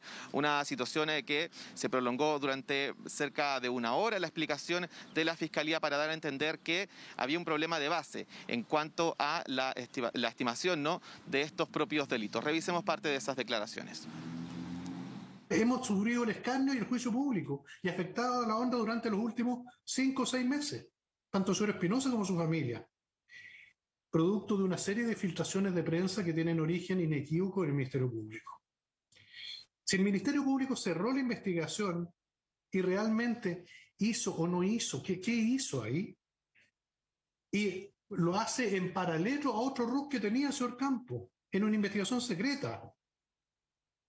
Y se sobresee definitiva y totalmente la causa, ¿qué hacemos nosotros como imputados? ¿Qué hacemos nosotros como segunda vez en condición de querellados, su señoría? Segunda vez que estamos en condición de querellados. Claro, bueno, son parte de la investigación que está recién comenzando y que todavía está en esta formalización, que todavía sigue en estos momentos y que finalmente va a determinar, ¿no?, cuáles son las responsabilidades, en este caso, del exdirector de la Policía de Investigaciones por estos 3 delitos y por más de 146 millones que siguen sin aparecer. Muchas gracias, Felipe. Buenas tardes. 2:17, vamos a la pausa, tenemos 20,3 grados, cielos despejados, pero mañana cambia esto porque está pronosticada una lluvia en la mañana, así que hay que estar pendiente de estos cambios de temperatura que son como bien habituales en octubre. Así es. Ya, vamos a la pausa y volvemos. Estamos de vuelta y les contamos que el Colegio de Profesores convocó una marcha, esto en distintos puntos de nuestro país. En el caso de la región metropolitana comenzó en Plaza Italia. Vamos a conocer detalles. Carola Garrido, tú nos cuentas. ¿Qué tal, Carola? Hola. ¿Cómo están? Muy buenas tardes. Sí, una marcha totalmente pacífica aquí en la región metropolitana. ¿Y cuál es su origen? El veto presidencial a un proyecto de ley que incluía varios beneficios para los profesores. ¿Qué alegaban puntualmente ellos? Por ejemplo, que no podían tomarse las vacaciones de invierno como corresponde, al igual que los niños, porque tenían que dedicar ese periodo para realizar trabajos atrasados. Incluía también otro punto que era la evaluación docente y el despido, que muchas veces estaba asociado a eso, que no se evaluara tampoco a las personas que estaban próximas a jubilar. Bueno, todos esos beneficios para ellos los incluía este proyecto de ley que finalmente fue vetado por el gobierno y eso hizo que finalmente se llamara a esta paralización a nivel nacional. Nosotros seguimos, como decía Vivi, la marcha que hubo aquí en la región metropolitana. Ellos a eso de las 11 de la mañana aproximadamente salieron desde el sector de Plaza Italia, ocupando la calzada sur de la Alameda hasta llegar a Echaurren, donde se instaló un escenario y pudimos escuchar allí algunos discursos. Aquí, según el Colegio de Profesores en Santiago, habrían sido entre 30.000 y 50.000 los maestros que participaron de la movilización y dicen que también fue bastante exitosa a nivel nacional. Al principio de la mañana ellos hablaban de un paro de advertencia, sin embargo dicen que si esta situación no se revierte, este veto presidencial, podrían realizar incluso una manifestación de carácter indefinido pese a las complicaciones que eso podría generar a los estudiantes que recién ahora y producto de la mejora en las cifras están volviendo a las clases presenciales. Escuchemos lo que nos dijo el presidente regional del Colegio de Profesores. Si bien es cierto, en primer término, esta marcha tiene que ver fundamentalmente con el veto que ha planteado y que ha desarrollado Piñera a una ley que veníamos trabajando desde hacía mucho tiempo con el Congreso. Hoy también esta marcha es la expresión de los trabajadores, de los estudiantes, para exigir la destitución de Sebastián Piñera. No es posible, con el prontuario que tiene Sebastián Piñera, que continúe en el gobierno y que termine su periodo como que si aquí nada hubiese pasado. Por ello, como profesoras y profesores de Chile, valoramos enormemente la acusación constitucional que ha sido presentada esta mañana y exigimos también, y esta marcha tiene que ver también con eso, esta gran movilización tiene que ver también con ello, con exigir la destitución de Sebastián Piñera. Claro, eso último fue algo que se escuchó bastante durante el trayecto de esta marcha. Solo señalar lo que decíamos a un comienzo, que fue totalmente pacífica, pese a que no intervino Carabineros. Era la solicitud especial que ellos habían hecho, que Carabineros se encargara solamente de controlar el tránsito en las calles aledañas, producto de los cierres, pero no hubo efectivamente Carabineros durante esta manifestación. Perfecto, Carola, vamos a quedar entonces ahí también con la conexión respecto a esta movilización en todo el país y en específico imágenes de lo que ha ocurrido en Santiago. Bueno, estamos de regreso y les cuento que estamos casi a un mes y medio de la Teletón 2021 y vamos a conversar de esta cruzada solidaria. Tenemos ya el contacto con el animador, el impulsor Mario Kreuzberger. Don Francisco, gracias por esta comunicación. ¿Cómo está? Muy bien, Viviana. Saludo también a Humberto que está contigo. Muchas gracias a Chilevisión por darnos esta oportunidad.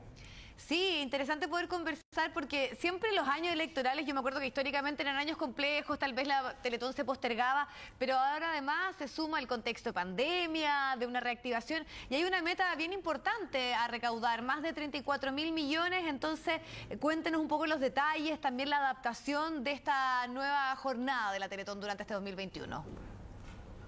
Bueno, lo más importante es que nosotros vamos a hacer la Teletón con todos los aforos que sean permitidos ese día. Como estamos, como tú dices, a 45 días, los aforos pueden aumentar, disminuir, dependiendo de cómo vaya la pandemia, y en ese sentido también nos estamos adaptando. Yo te hablo en este momento desde el Teatro Teletón, donde ya estamos haciendo los primeros ensayos, estamos viendo varias alternativas para poder hacer este programa. Don Francisco, el gran cierre también va a ser ahí. Sabemos que el Estadio Nacional se está remodelando, es una remodelación bastante grande. Y también hacerlo el Teatro Teletón, aunque el aforo es más pequeño, el lugar es más pequeño, hoy día con esto del teletrabajo y lo virtual, permite que grandes artistas que por motivos de tiempo o agenda no pueden estar en Chile, sí puedan participar de la Teletón de manera remota.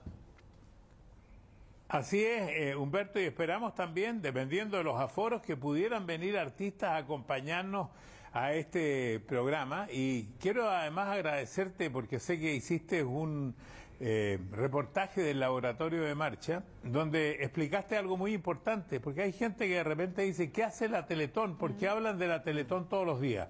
Y tú en el reportaje explicabas que si alguien tiene duda, que vaya un día y pida entrar a un instituto y vea qué se hace todos los días para rehabilitar a estas 31.000 familias que tenemos.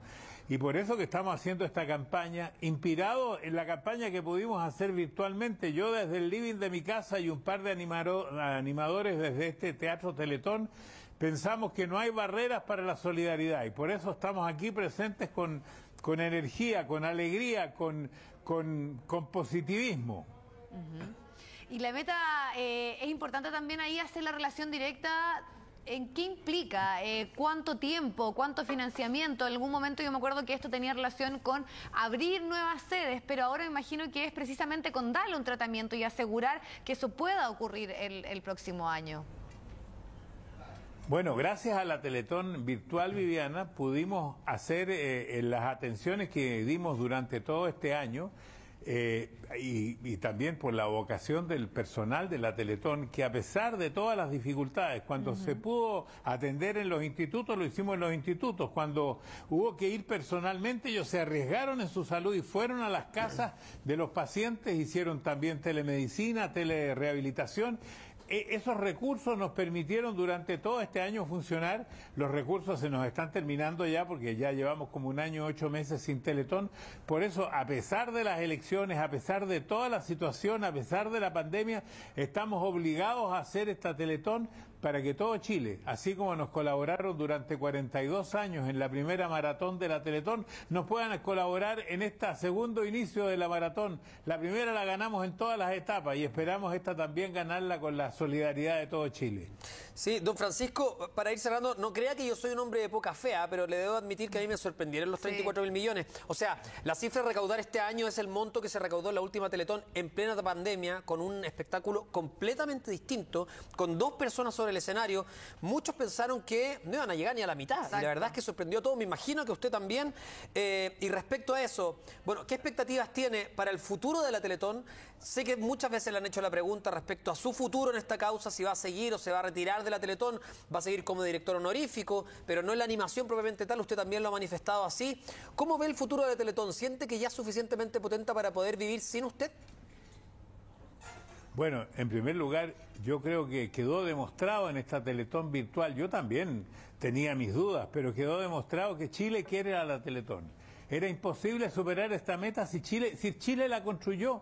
Si esto no lo hizo un animador, no lo hizo un grupo de animadores, no lo hizo la televisión chilena, no lo hizo la radio. Hoy día contamos con todos los medios que nos apoyan, pero los que verdaderamente son los actores y los héroes de esta Teletón es todo Chile. Entonces nosotros creemos que si lo hemos construido esto entre todo Chile durante 42 años, tenemos que seguir construyéndolo y ampliándolo hacia el futuro. Yo tengo confianza en eso, yo creo en la solidaridad de Chile, por encima de las diferencias que podamos tener y las grandes dificultades que nos presenta la pandemia. Nosotros hemos demostrado, no solamente en la Teletón, en los terremotos, en los aluviones, hemos demostrado cómo nos ponemos de pie, cómo seguimos adelante. También creo que las dificultades en algún momento se van a solucionar, pero el espíritu solidario de Chile no va a cambiar. Yo confío en que esta Teletón va a salir adelante por eso, porque Chile quiere la Teletón y además sabe que hace un muy buen trabajo. Perfecto. 3 y 4 de diciembre entonces lo volvemos a recordar, una meta importante, pero que nos ha sorprendido siempre la solidaridad de nuestro país. Y obviamente esta no va a ser la excepción. Gracias por el contacto, que esté muy bien. Gracias, don Francisco. Muchas gracias, gracias a ustedes dos, y les pido que cuando tengan la oportunidad, yo sé que ustedes son grandes colaboradores de la Teletón, no dejen de repetirle a la gente que el 3 y 4 estaremos presentes y que necesitamos la solidaridad de todo Chile. Sin duda, muchas gracias. Chao. Gracias. Vamos a continuar con otras informaciones. Una joven fue detenida por carabineros acusada de no llegar a participar como vocal de mesa en las elecciones de noviembre del 2020. Mira, ha pasado harto tiempo y tuvo que pagar una multa que no es menor. Estamos hablando de 260.000 pesos para poder ser liberada, pero denuncia que aquí hay un error detrás de todo esto. Revisemos la nota. Esto lo publicaste en tus redes sociales. Sí, en Instagram. Y aquí sale el colegio en el que estaba, la urna y la fecha, que fue el 29 de noviembre del 2020 a las 7:53 de la mañana. Era su segunda vez como vocal de mesa. Cumplió con su deber cívico en las elecciones primarias de gobernadores regionales y alcaldes en noviembre del año pasado. Pensó que el proceso estaba en orden hasta que le llegó una notificación del segundo juzgado de policía local de Puente Alto. La multaban por no presentarse a la elección. Inmediatamente fue al tribunal a demostrar que sí ejerció como vocal. Y yo gestioné todo el procedimiento verificando y comprobando mediante una copia del libro de actas del CERVEL y presentándolo, claro, y presentándolo en el juzgado de policía local. ¿Presentaste ese papel? Sí. Se suponía que todo había sido aclarado hasta que Carabineros apareció en su puerta. A esta joven de 21 años la trasladaron a la 20ª comisaría de Puente Alto con una orden de arresto por no pagar la multa por no cumplir como vocal. Fue ingresada como detenida, por eso nos pidió no exponer su rostro. Tuve que ir a como un calabozo que tenía y ahí me registraron, tuve que sacarme los cordones de las zapatillas, aros, pulseras, todo. Es súper triste que tu sobrina, que es súper responsable y correcta, pase por una situación tan humillante, tan denigrante, que te traten de esa manera y que nadie te pueda escuchar. Valentina dice que entregó el dinero de la multa, o sea, poco más de 260.000 pesos. Aún así, estuvo horas detenida. Estos son los documentos que prueban que sí ejerció su deber como vocal. Aquí está una copia del libro de asistencia del CERVEL, donde se muestra mi nombre, mi RUT y mi firma. ¿Vale? Del 29 de noviembre. Del 29 de noviembre. Y aquí está la fecha de pago que se realizó el día 30 de diciembre del 2020. Papeles que deberían estar en el segundo juzgado de policía local de Puente Alto. En el tribunal niegan que Valentina se haya excusado cuando recibió la notificación de la multa. En este caso la causa no tiene nada. Según tus registros, esta joven nunca vino a excusarse. Exacto, nunca vino a excusarse. Puede que ella pensó que el hecho de que se presentó al CERVEL iba a quedar sin algún cargo que hacer o algún trámite previo. La joven insiste que sí presentó los papeles. Esta familia denuncia una cadena de errores. En primera instancia, la Junta Electoral de Puente Alto, que entregó la información errónea al juzgado, porque Valentina sí cumplió como vocal de mesa, y al tribunal, que emitió la orden de detención. Además, dicen que fue tratada como delincuente por Carabineros. Y hemos decidido hacer una denuncia al Estado de Chile por este error y para que otras personas igual no pasen por lo mismo, para que se haga público igual la mala gestión de las instituciones.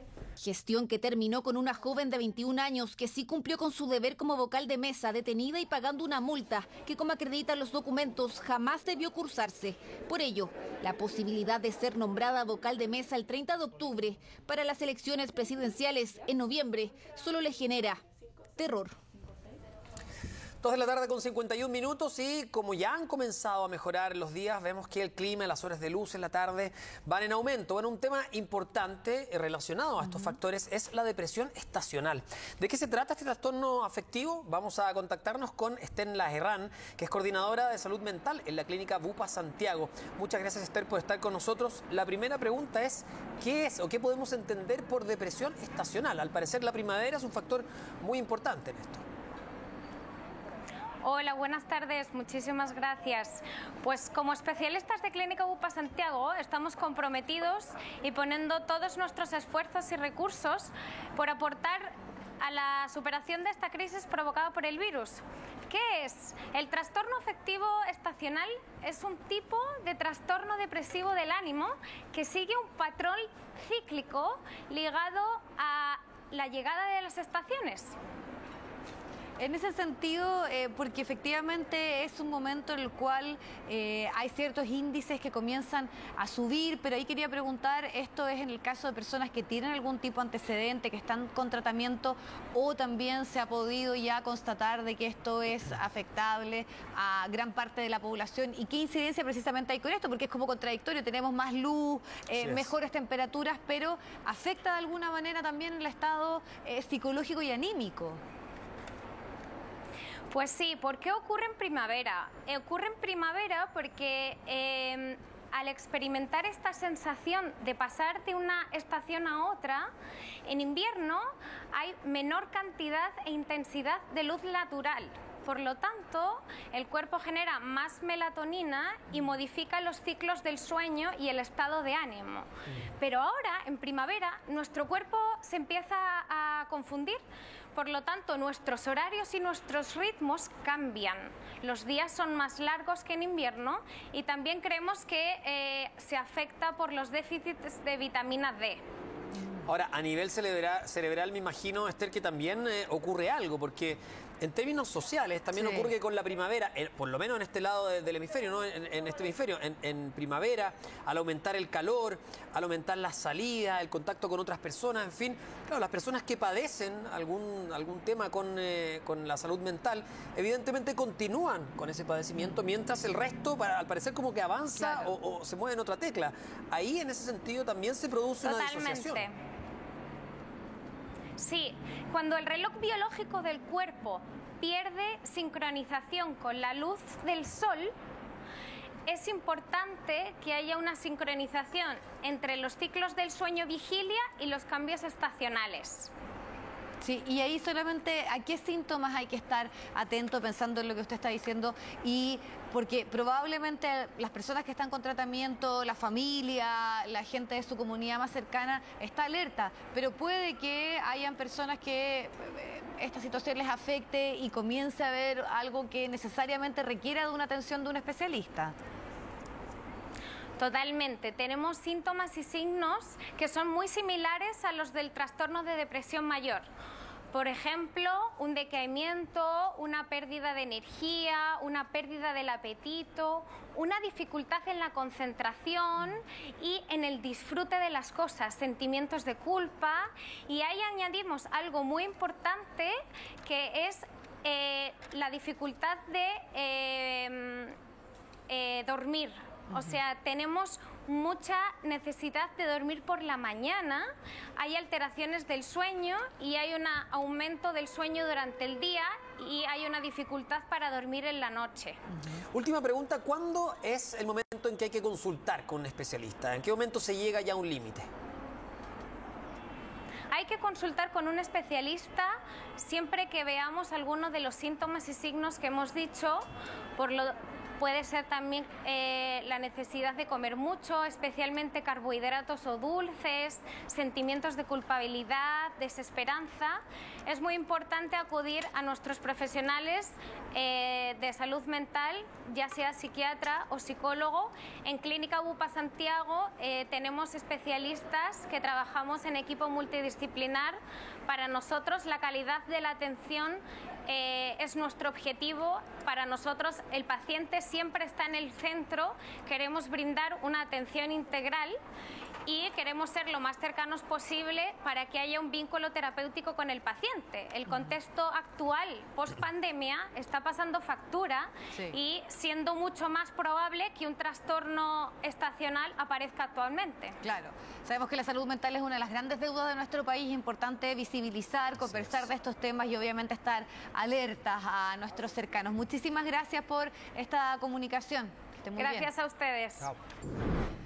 Regresamos a las noticias, les cuento, y esto fue ayer lo que marcó la jornada. El gobierno decidió presentar a la Contraloría el decreto que establece este estado de emergencia en 4 provincias de la zona macro sur. Vamos a conocer detalles, además también un contexto donde nuevamente hubo un ataque incendiario. Belén Saldías nos cuenta los detalles. Belén, ¿qué tal? Hola, Belén. Hola, buenas tardes. Y sí, porque fue durante esta mañana que el gobierno ingresó oficialmente a la Contraloría General de la República este decreto de estado de excepción constitucional para la macrozona sur entre las regiones del Biobío y también de la Araucanía. Este es un decreto que, entre otras cosas, va a aumentar la dotación de efectivos policiales que va a estar en la zona de Fuerza Armada específicamente, y ya durante esta mañana comenzaron a llegar los primeros. Se espera que esto continúe pasando durante toda la jornada y también durante las próximas horas. De todas formas, el decreto aún debe ser revisado por el Contralor para su toma de razón y para posteriormente ser publicado en el Diario Oficial, situación que se espera que sea ya durante la jornada de mañana. Esta es una noticia que fue bastante polémica durante la jornada de ayer y que no estuvo exenta de críticas. Una de ellas fue la del gobernador regional del Biobío, que pasemos a escuchar lo que señaló. El problema es tan complejo que no se soluciona en 15 días, ni aunque se prorrogara por 15 días más. A esta medida eminentemente transitoria, que es el estado de emergencia, sea presente por el gobierno un plan de trabajo que se haga cargo también de los otros problemas que existen en el territorio, porque o si no, lo que vamos a tener es un paréntesis, y teniendo un paréntesis no vamos a solucionar el problema de fondo. Bueno, tras los anuncios no fueron críticas solamente lo que se registró. También hubo 2 ataques incendiarios que se registraron en la Araucanía la jornada de ayer. Uno de ellos fue en Traiguén, donde desconocidos incendiaron al menos 10 maquinarias y también agredieron a trabajadores que se encontraban en la zona. Reaccionaron ante esto desde el gobierno, señalaron que esto es solo una respuesta a lo que se anunció, a este estado de excepción constitucional, y pasemos a escuchar lo que señalaron. En el sector Santa Lidia de la comuna de Traiguén, 6 sujetos encapuchados portando armas de fuego ingresan, intimidan a los trabajadores forestales y posteriormente hacen un recorrido, aplicando acelerante a diferentes maquinarias, entre ellas 4 maquinarias agrícolas, 3 camiones y 3 camionetas. Sin antes de eso, al retirarse, efectúan múltiples disparos hacia las personas. El fiscal del Ministerio Público dispuso que las pericias y la investigación sea realizada por personal de PDI. Un grupo de 6 encapuchados armados encañonaron, intimidaron y agredieron a un grupo de trabajadores de una faena forestal para luego incendiar 11 vehículos, entre camiones, maquinaria y camionetas. Este y otros hechos similares registrados durante las últimas horas no son más que la respuesta cobarde de grupos armados a las acciones tomadas por el gobierno en apoyo a las víctimas, que nos han pedido prevenir nuevos ataques a trabajadores y actuar con todas las herramientas legales para poner tras las rejas a quienes hace tiempo dejaron de lado el diálogo y optaron por atacar de manera cobarde a trabajadores de nuestra región que nada tienen que ver con las demandas del mal llamado conflicto tras el cual se amparan estos terroristas. Esta es una forma de catalogar estos ataques incendiarios por parte del gobierno, una respuesta a lo anunciado por el mismo gobierno durante la jornada de ayer. Se espera que ya durante las próximas horas este estado de excepción constitucional entre en vigencia una vez que sea publicado entonces en el Diario Oficial, y así puedan comenzar todas estas vigilancias y también las otras labores que va a hacer las Fuerzas Armadas en la macrozona sur. Perfecto, gracias por el reporte, Belén, que estés muy bien. Revisamos el tiempo con Eduardo Sáez. ¿Es cierto, Eduardo, que mañana podría llover en la región metropolitana o son solo algunas gotitas? Hola, chiquillos, buenos días. Buenas tardes, en realidad. Sí, buenas tardes. Sí, se me pasó la hora. No estaba grabado esto, estábamos en directo. Oiga, lo que pasa es que mañana vamos a tener unas gotitas. Son chubascos débiles. Es la cola de un sistema frontal, Toti, Vivi, que nos va a acompañar. Y eso va a provocar que tengamos algunas precipitaciones menores. De verdad, es muy poca la posibilidad de chubasco. Precipitaciones que en estos momentos sí están cayendo desde sectores de la región de la Araucanía hacia el sur, y obviamente la parte final va a llegar durante la madrugada, así que para mañana podríamos recibir esta nueva jornada justamente con esas gotitas que tú mencionabas, Toti. Pero veamos la imagen del satélite, porque en el fondo este es el sistema frontal que nos está provocando la condición que les decía, las lluvias que están cayendo en el sur y que por momentos en la tarde van a ser bien intensas, y como va desplazándose de sur a norte, ya hacia la noche nos vamos a encontrar con las primeras nubes, y en la madrugada estaría alcanzando la región del Maule y también para llegar durante la mañana o las primeras horas del día, dejándonos solamente un par de gotas. ¿Saben? Antes de seguir, les tengo que dar un consejo. Nuevo Purina Cachao, ahora con prebiótico natural. Cada comida construye un escudo de protección para fortalecer su sistema inmune. Purina Cachao, ahora sin colorantes. Protección para una vida mejor. Y ahora veamos cómo está no solamente Santiago. Hoy día cambiamos de cámara y nos vamos a Villarrica para ver cómo está en estos momentos el cielo. Ahí amenazante, a punto de comenzar a llover, mientras en la zona central ya comienza a ver el sol. Luego una mañana medianamente fresca con temperatura, por ejemplo, de entre 9 a 8 grados en la zona central. Pero ahora veamos cómo está el resto del país, porque al menos en el norte las pocas nubes y casi despejado nos está acompañando con temperatura entre los 17 y 19 grados. El norte chico también abierto al sol con temperatura más que agradable, casi bordeando los 20 grados, por ejemplo, en La Serena, y sobre los 25 al interior. Ya desde Valparaíso hacia el sur hasta la región de O'Higgins, cielo despejado entre 17, 22 grados que podría tener Rancagua, pero ya más nubladito desde la región del Maule. En la región del Ñuble, el Biobío, los chubascos llegan durante la noche, allá con máxima cercana a los 16 grados. La Araucanía ya prontamente comienza a quedar completamente cubierta por las precipitaciones con 15 grados de máxima, y hasta los lagos serían los chubascos más intensos hoy, mientras que las precipitaciones de menor intensidad estarían entre Aysén y Magallanes. Ahora veamos la región metropolitana, que luego de un amanecer bastante tibio, ¿para qué andamos con cosas? A la 1:30 de la mañana fue la mínima de 9,4. Hasta el momento llevamos, según el termómetro de la Dirección Meteorológica, 21,3, por lo que la máxima estará entre 22 y 23 grados, con cielo despejado, pero si al final del día nos vamos encontrando con algunas nubes que mañana en la madrugada o posiblemente primeras horas de la mañana nos va a dejar algunos goterones, algunas gotitas por aquí y por allá, algunas chispitas como dirían algunos, y bajaría la máxima a 17 grados y la mínima se mantendría alta por la nubosidad, 10 grados. Entonces, de las gotitas matinales a escasas nubes o casi incluso despejado en la tarde, y ya viernes, sábado, domingo nos iríamos encontrando con 21, 24 y hasta 26 grados el domingo acá en la capital, chiquillos. Mañana va a ser garras de amor, gotitas de lluvia. Sí, unas gotas locas solamente, simplemente para amenizar la primavera. Ya está bueno que llegue la primavera. Ya está bueno y ya sí, a esta altura necesitamos algo de calor. Muchas gracias, Eduardo. Vale, chiquillos, nos vemos. Chao, Eduardo. Chao, chao. Estamos de regreso para contarle que Carabineros está buscando a los involucrados en una violenta pelea registrada en uno de los accesos a la Vega Monumental de Concepción. Ayer se viralizaron estas imágenes a través de redes sociales y son extremadamente violentas. Patricio Angulo tiene más detalles. Pato, buenas tardes. ¿Qué tal, Pato? Hola, ¿cómo están? Muy buenas tardes y vamos a compartir con ustedes estos registros. De todas maneras, hay un trabajo ahí, se ha difuminado alguna de esta acción que queda captada en donde se observa esta violenta riña que ocurre en uno de los accesos afuera de la Vega Monumental de Concepción en horas de la madrugada. Ahí se observa donde hay un grupo de sujetos quienes atacan con armas blancas a otras 3 personas, uno de ellos inclusive un menor de edad, y que quedan con heridas de gravedad. Afortunadamente se encuentran fuera de riesgo vital, ya han sido inclusive dados de alta. Lo que llama la atención dentro de esta investigación es que las propias víctimas no han querido aportar mayores antecedentes dentro de esta indagatoria. Por lo tanto, acá hay una investigación ahora que está llevando adelante Carabineros, en este caso, para poder establecer la dinámica de estos hechos, por qué es que habría ocurrido esta situación y, lo más importante, poder dar con el paradero de estos sujetos quienes habrían llegado en un vehículo, una camioneta de color rojo, que mantendrían cargo vigente por robo. Descienden, hay un intercambio verbal y posteriormente proceden a agredirlos con armas blancas. Vamos a escuchar qué es lo que ha señalado Carabineros y además lo que han indicado algunos trabajadores de este sector de la Vega Monumental de Concepción. Impactante ver los jóvenes como se pelean.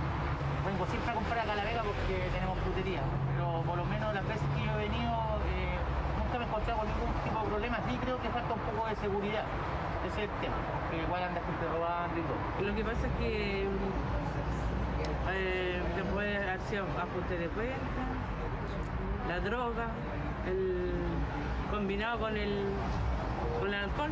Sí, es que eso ya es normal ya, porque no hay ningún control, aquí no se puede Carabineros, ni no estaba la película de todo. Así que yo creo que ya se descontrola la droga. Hay que tener más seguridad que la Vega Monumental, porque este es un recinto privado, yo pienso que tiene que haber seguridad aquí, de noche o de día. El día de ayer, al exterior del Centro Comercial Vega Monumental en Avenida Alessandri, se suscitó un hecho poco usual para la comuna que consistió en una riña con la participación de 5 personas con utilización de arma blanca, resultando 3 de ellas lesionadas, sin riesgo vital, se encuentran todas de alta, no obstante fueron trasladadas al hospital regional para la contratación de lesiones respectivas. Carabineros toma conocimiento a través de la central 133 y de inmediato se constituye en el lugar equipos suficientes como para poder enfrentar lo que se estaba dando y de inmediato se presta el auxilio a las víctimas que estaban tendidas en el piso con diferentes heridas cortopunzantes y dentro de lo que señalan testigos se logra establecer que la camioneta donde huyen los sujetos había sido robada el día anterior. 2 de los 5 participantes huyen en este vehículo robado. Bueno, estas víctimas ya se están recuperando de sus lesiones, están fuera de riesgo vital. Hay una investigación ahora que apunta a poder dar con los agresores. Algunas de las líneas investigativas que están cobrando fuerza, al menos lo que se está indagando, tiene que ver con alguna eventual rencilla o algún ajuste de cuenta, toda vez que las propias víctimas no han querido aportar mayores antecedentes sobre lo que ocurrió. Perfecto, Pato. Gracias por este reporte.